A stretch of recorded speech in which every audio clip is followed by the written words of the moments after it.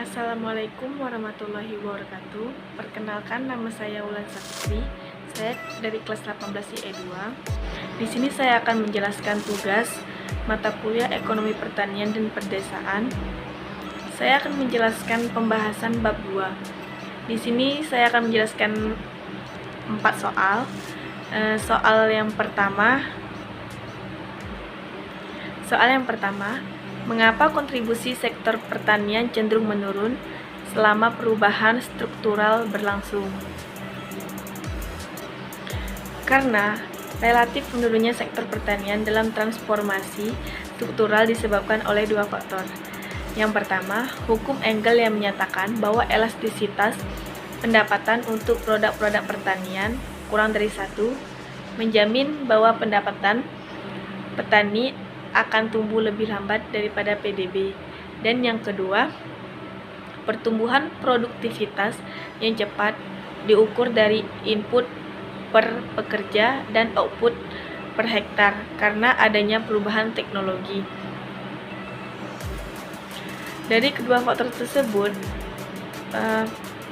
pertumbuhan permintaannya rendah dan meningkatnya suplai mendorong turunnya harga produk-produk pertanian sehingga memberikan tekanan pada sumber daya pertanian untuk keluar dari pertanian menuju pertanian sektor-sektor lainnya yang pertumbuhannya lebih cepat dari kontribusi faktor.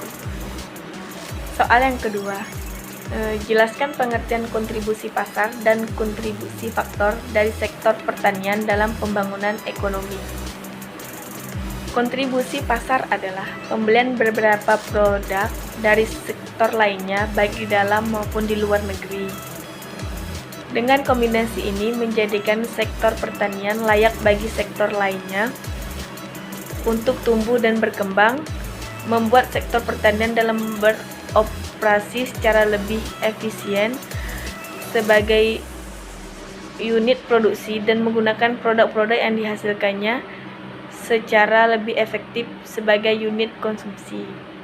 Sedangkan kontribusi faktor terjadi jika ada suatu transfer sumber daya dari sektor tertentu ke sektor lainnya. Dengan demikian, jika sektor pertanian mengalami pertumbuhan, maka sektor ini akan memberikan kontribusi produk. Jika produk tersebut diperdagangkan dengan sektor lainnya, maka terjadi kontribusi pasar. Jika sektor pertanian mentransfer sumber daya ke sektor lainnya, sumber daya akan menjadi faktor produksi, maka akan tercipta kontribusi faktor. Selanjutnya, soal ketiga. Apakah pengertian integrasi vertikal dalam sistem agribisnis dan apa manfaatnya bagi pelaku yang terlibat di dalamnya, khususnya petani kecil?